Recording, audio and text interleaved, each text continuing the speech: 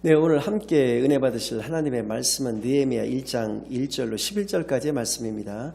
구약 726쪽에 있는 느헤미야 1장 1절로 11절까지의 말씀을 제가 봉독해 올려드리겠습니다.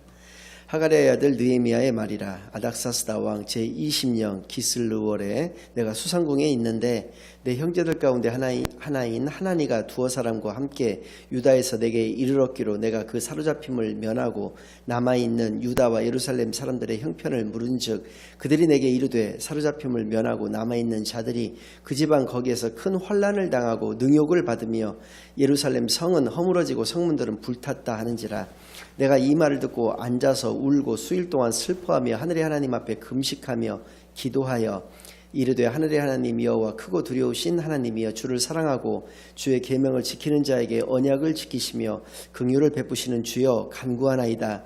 이제 종이 주의 종들인 이스라엘 자손을 위하여 주야로 기도하오며 우리 이스라엘 자손이 주께 범죄한 죄들을 자복하오니 주는 귀를 기울이시며 눈을 여시사 종의 기도를 들으시옵소서. 나와 내 아버지의 집이 범죄하여 주를 향하여 크게 악을 행하여 주께서 주의 종 모세에게 명령하신 계명과 율례와 규례를 지키지 아니하였나이다.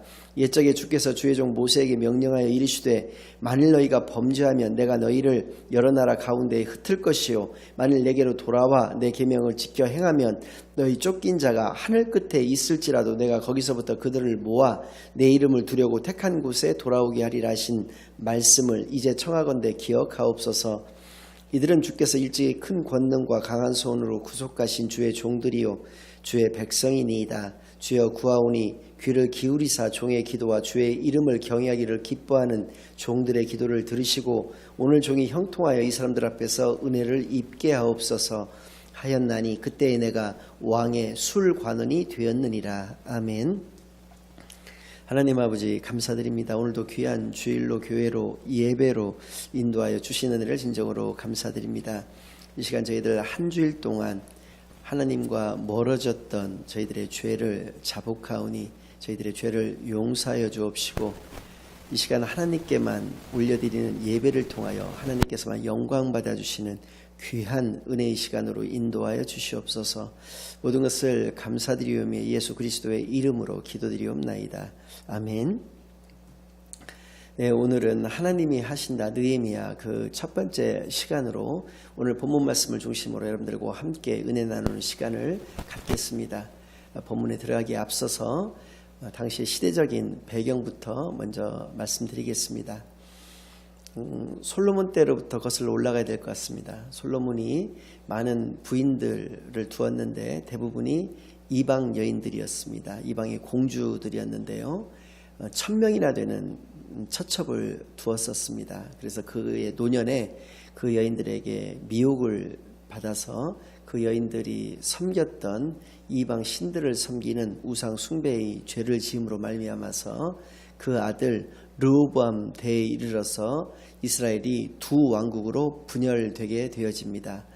북이스라엘과 남유다로 분열되게 되는데요.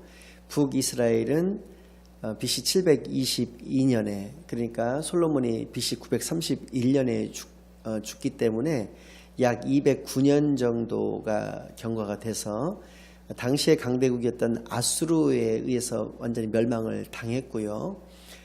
그로부터 136년 정도가 지난 BC 586년에는 남은 남유다마저도 또 당시의 강대국이 되었던 바벨론에 의해서 멸망당하고 맙니다. 멸망당하기 직전에 남유다는 총 3차례에 걸쳐서 바벨론으로 포로로 끌려가게 되는데요.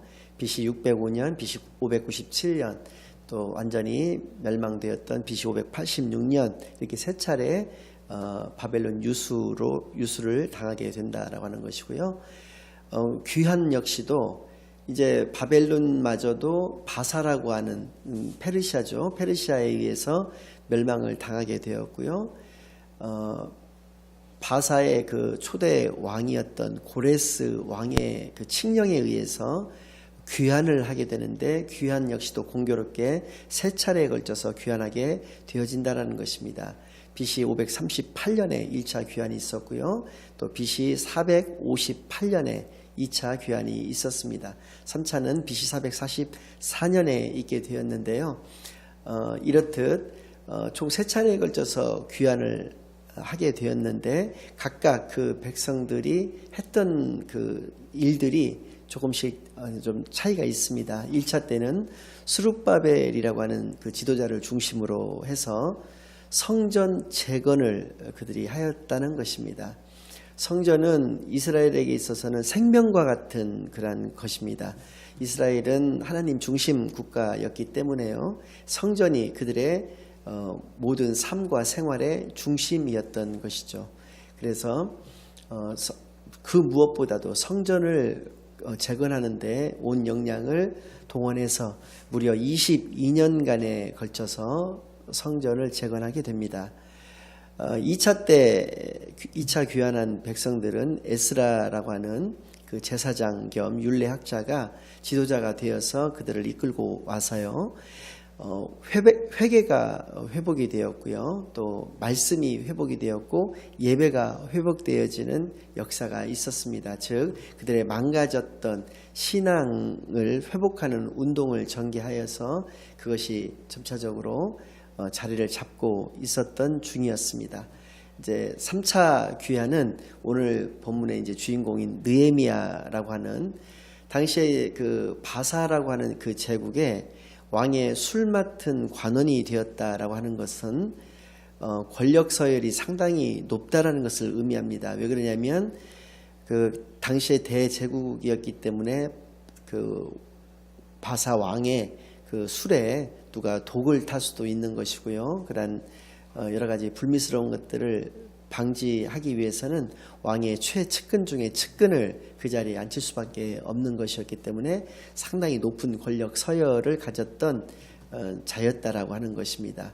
그러니까 이스라엘의 조그만 나라의 출신인 느헤미야가 왕의 그 바사 제국의 왕의 그 술 맡은 관원이 되었다라고 하는 것은 상당히 능력 있었던 사람이라는 것을 증명하고 있는 것인데요. 아무튼 이 사람을 지도자로 하여서 3차 귀환한 그 백성들은 비로소 성벽을 재건하는 일을 맡았고요. 그때까지도 에스라는 있었기 때문에 에스라와 함께 율법을 준행하는 그러한 것들을 계속적으로 펼쳐 나갔다라고 하는 것입니다.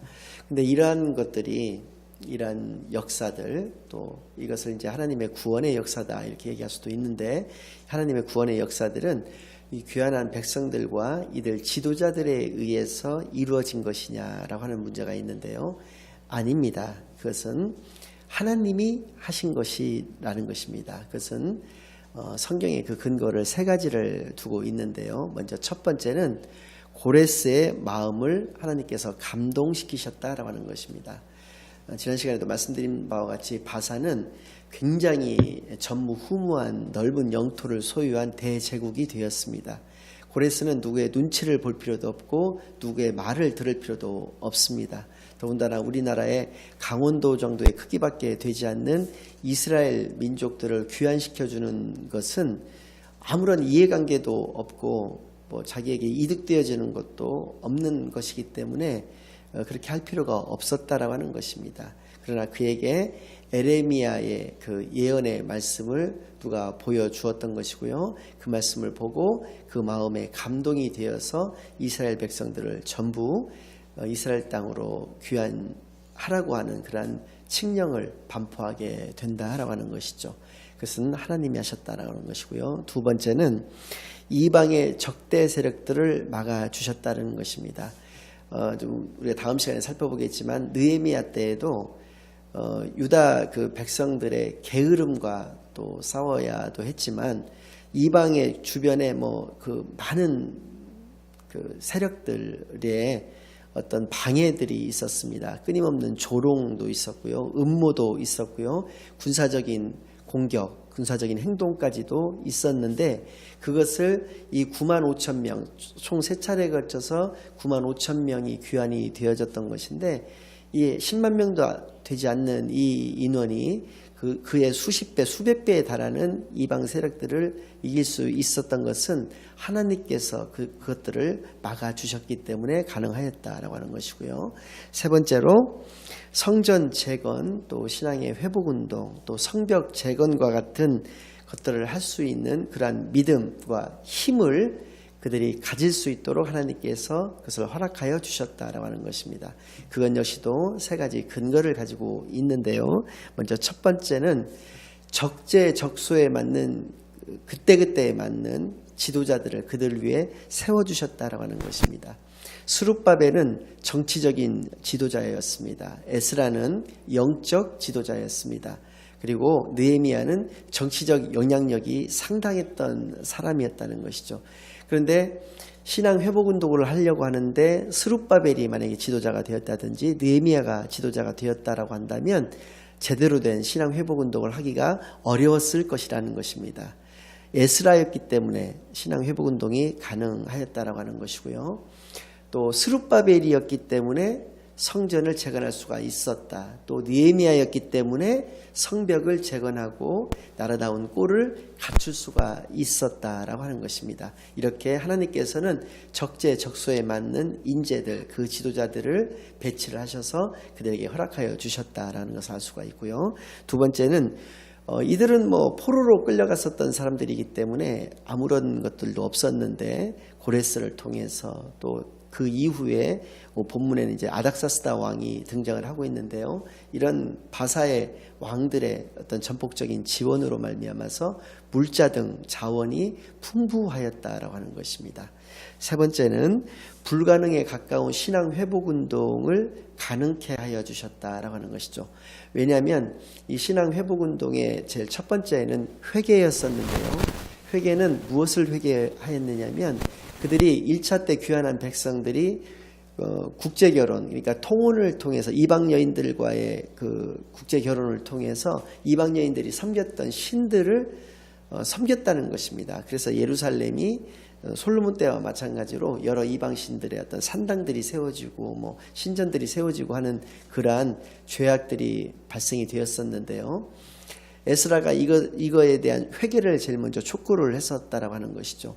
회개라고 하는 것은 누차 말씀드린 바대로 제자리로 돌아오는 것을 의미를 하는 것이기에 이들은 이미 자녀들을 낳고 살았었고요. 또 10년, 20년, 또 30년씩 살을 맞대고 정이 들어서 이렇게 살았던 사람들인데 그들에게 자기의 고향으로 돌려보내게 되는, 그러니까 이혼을 하게 될 수밖에 없었던, 그래서 그 예루살렘에 있었던 그런 이방 신전들, 산당들을 전부 다 없앨 수가 있었던 그 근거가 되었다라고 하는 것입니다.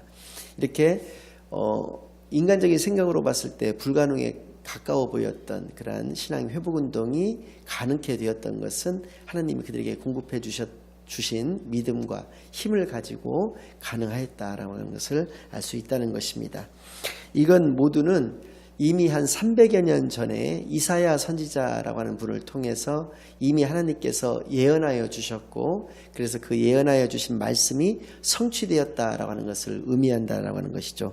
그래서 이것이 바로 하나님이 하셨다라고 하는 근거가 되는 것이고요. 이것이 바로 하나님 나라의 원리가 되는 것입니다.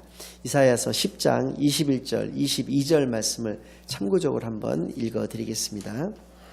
남은 자, 곧 야곱의 남은 자가 능하신 하나님께로 돌아올 것이라. 이스라엘이여, 내 백성이 바다의 모래 같을지라도 남은 자만 돌아오리니 넘치는 공의로 파멸이 작정되었습니다. 아멘. 남은 자가 넘치는 공의로 파멸이 작정되었다는 말씀이 아니고 이미 이것은 아까 말씀드린 바대로 300여 년 전에 예언되어진 말씀입니다. 그래서 북이스라엘과 남유다가 완전히 그들의 그 죄악으로 말미암아서 파멸되어질 것을 하나님의 공의로 파멸되어지기 때문에 그 남은 자, 하나님께서 남겨두신 자가 돌아옴으로 말미암아서 그렇게 200만 명 이상 되는 그 디아스포라가 발생했다 하더라도 그 중에서 9만 5천 명, 그러니까 5%도 안 되는 돌아온 그 남은 자들을 통해서 하나님 나라를 이루어 가시겠다라고 하는 이 예언이 이미 300년 전에 있었고 이것이 이 느헤미야 시대에 이르러서 성취가 되었다라고 하는 것을 분명하게 말씀을 해주고 계시는 것입니다. 본문 말씀으로 들어간다면 느헤미야 1장 1절로 3절까지의 말씀은 느헤미야가 어느 날 그 하난이라고 하는 자기 형제들 중에 한 사람이 유대에서부터 돌아오게 되어서 그를 불러다가 유대의 소식을 묻는다는 것입니다. 그랬더니 유대가 큰 환난을 당하고 있고 능욕을 당하고 있다라고 하는 말을 전해 듣게 되고요. 4절 말씀을 보니까 이 소식을 듣자마자 느헤미야는 굉장히 큰 애통을 하게 된다라고 하는 것입니다. 그리고 그는 하나님 앞에 금식 기도를 올려드리고 있는 것이고요. 그것이 5절부터 11절까지의 그 내용인 것입니다. 그래서 오늘 본문도 느헤미야의 기도인데요. 마태복음 5장 4절 말씀을 보면 예수님께서 산상수훈을 통해서 팔복에 대한 말씀을 해주시는 것 중에서 5장 4절 말씀은 이런 말씀이 나옵니다. 팔복 중에 하나인데요. 애통하는 자는 복이 있나니 그들이 위로를 받을 것이며 라는 말씀이 나옵니다. 이 느헤미야라고 하는 이름의 뜻은 하나님께서 위로하신다라고 하는 뜻을 가지고 있다라고 하는 것입니다. 그래서 이 에레미야가 애통해하면서 눈물을 흘렸던 그 눈물은 느헤미야의 눈물뿐만이 아니라 바로 그것은 하나님의 눈물이었던 것입니다. 이러한 구원의 그 하나님의 역사에도 불구하고 이를 믿지 못하고 계속적으로 불신앙의 가운데 살면서 불신앙의 길을 걷고 있는 백성들을 보시면서 흘리셨던 하나님의 눈물을 에레미야의 눈물을 통해서 우리가 발견할 수 있다라고 하는 것이고요. 그래서입니다. 이 에레미야의 이름이 갖고 있는 의미대로 또 예수님께서 팔복의 하나로 말씀해 주신 것처럼 느헤미야의 이 애통을 통해서 하나님께서는 그와 그의 백성들을 위로하시기로 작정하셨다라고 하는 것을 우리가 알 수 있습니다. 오늘날의 우리 사회와 우리 교회의 모습이 이때와 다르지 않습니다. 그래서 우리에게 필요한 것은 애통입니다. 이것을 바라보면서 애통해야 하는 마음이 필요한 것이고요. 하나님 앞에 이런 애통을 통해서 그 어느 시대보다도 하나님의 위로가 가장 필요로 한 것이라는 것을 하나님께 기도드리는 그러한 우리의 그 크리스찬의 모습이 되어야 할 줄로 믿습니다. 느헤미야의 기도에는 세 가지 기도의 본질이 드러나 있습니다. 그러니까 지난주에는 우리가 기도의 내용에 5가지가 포함되어 있어야 된다는 말씀을 드렸었고요. 이번 주는 느헤미야의 기도를 통해서 기도의 3가지 본질에 대해서 살펴보겠습니다. 첫 번째는 애통하는 마음으로 기도해야 된다라고 하는 것입니다. 그것을 통하여 하나님께 위로를 받을 수 있기 때문에 그렇다라고 하는 것이고요. 하나님은 우리의 위로자가 되십니다. 그래서 하나님의 속성 가운데 하나는 하나님은 우리의 도움이 되시는 것이기 때문에요. 천지를 창조하신 하나님께서 우리를 도우신다면 우리는 능치 못할 것이 없다라고 하는 것이죠. 그래서 하나님의 위로를 우리가 얻기 위해서는 애통하는 마음이 반드시 있어야 된다라고 하는 것이 기도의 첫 번째 본질인 것이고요. 두 번째는 도고를 포함한 회개가 반드시 기도에 있어야 한다는 것입니다. 그냥 기도의 내용 속에 있는 그 회개가 반드시 있어야 한다는 것이 두 번째 기도의 본질이 된다라고 하는 것이고요.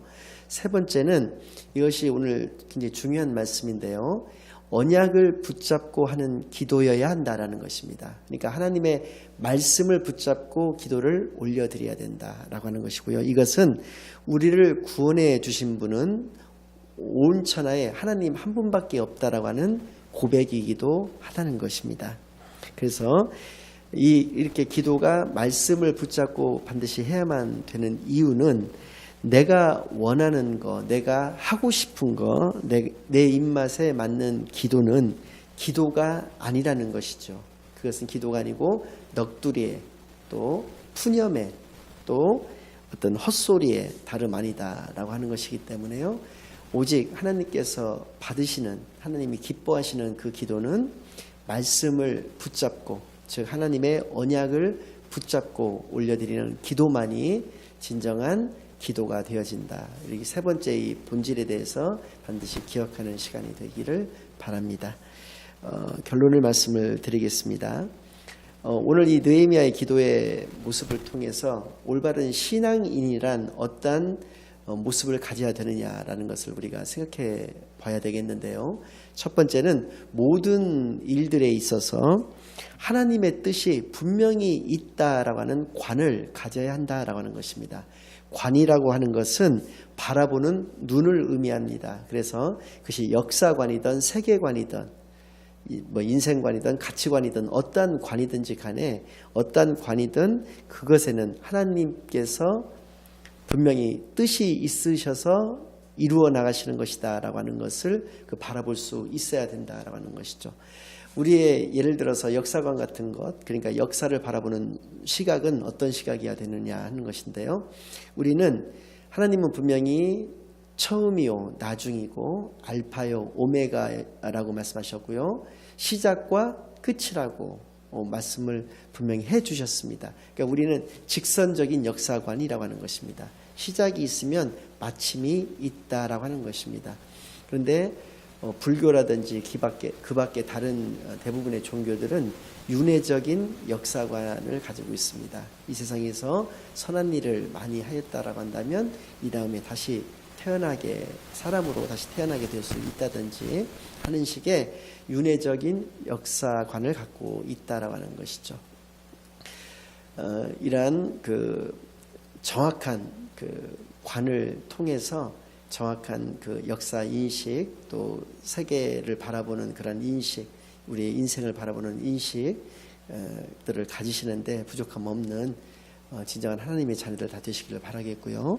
두 번째는 하나님의 마음으로 하는 애통이 있어야 한다라고 하는 것입니다. 즉 예수님이 우리를 향하신 그 마음과 같은 그런 애통함을 우리는 늘 가지고 있어야 한다라는 것을 알 수가 있고요. 세 번째는 도구를 포함한 회개가 반드시 있어야 한다라고 하는 것이고요. 네 번째는 언약을 붙잡는 기도, 즉 언약대로 살아가는 삶이 있어야 한다라고 하는 것입니다. 그래서 기도는 눈 감고 손 모으고 교회에 모여서 다 같이 모여서 하는 기도뿐만이 아니라 내 생활, 내 삶 자체가 기도해야 한다라고 하는 것을 우리가 알 수 있습니다. 그래서입니다. 데살로니가전서 5장 16절에서 18절 말씀까지는 이런 말씀이 있습니다. 항상 기뻐하라, 쉬지 말고 기도하라, 범사에 감사하라. 이는 그리스도 예수 안에서 너희를 향하신 하나님의 뜻이니라 라고 하는 말씀이 나오는데요. 거기서 쉬지 말고 기도하라 라고 하셨을 때 그 말씀의 의미는 바로 내 삶 자체가 기도이면 그것이 가능한 것이기 때문에 그렇게 말씀해 주셨다라고 하는 것입니다. 우리의 삶이 기도의 삶으로서 부족함 없는 하나님의 자녀들이 다 되시기만을 간절히 바랍니다. 마지막으로 다섯 번째는요, 이 모든 것을 내가 한다는 생각을 버리고 하나님만이 하신다는 믿음을 날마다 고백드리는 존귀한 하나님의 자녀들 다 되시기만을 예수 그리스도의 이름으로 간절히 축원합니다. 아멘. 하나님 아버지 감사드립니다. 오늘도 귀한 말씀을 통해서 하나님의 뜻을 깨달아 알게 해주시니 진정으로 감사드립니다. 올바른 신앙인으로서 올바른 자세를 가지고 살아가는데 부족함 없는 존귀한 하나님의 자녀들로 인도하여 주시옵소서. 모든 것을 감사드리오며 예수 그리스도의 이름으로 기도드리옵나이다. 아멘.